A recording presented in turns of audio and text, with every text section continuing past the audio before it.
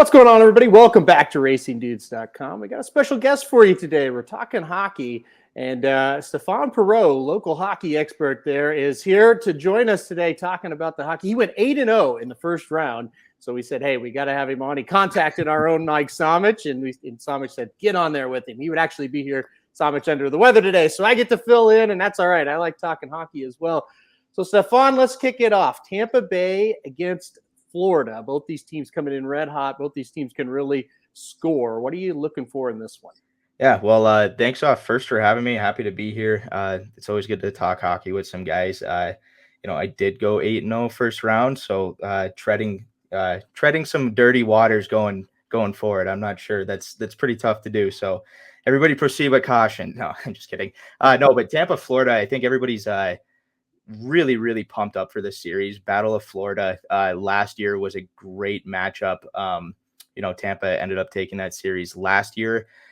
Florida was a little bit inexperienced, and they added a lot more experience this year. They were a little bit shaky in the first round, Florida. Caps put up a much better fight than I think most people, including myself, would against Florida.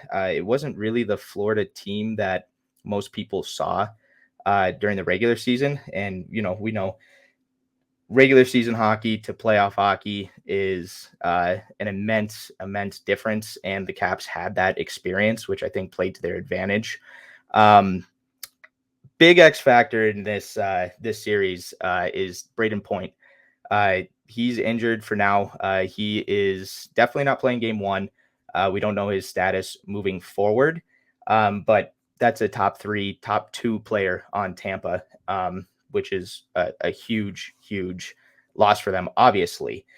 Goaltending wise, obviously Andrei Vasilevskiy is the best goaltender in the world. He pretty much stole the series for Tampa against Toronto.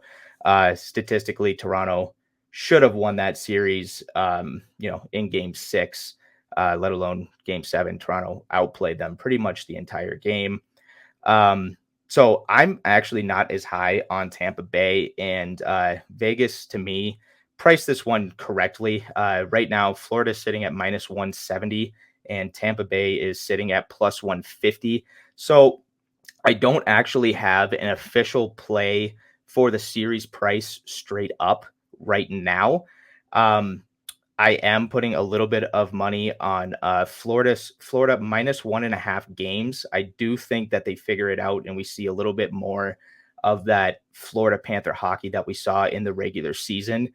Against their rivals, they're not going to take anything for granted. They're going to come out, in my opinion, and it's going to be high flying, in your face, Tampa, Florida hockey. And that X factor is Brayden Point out for me.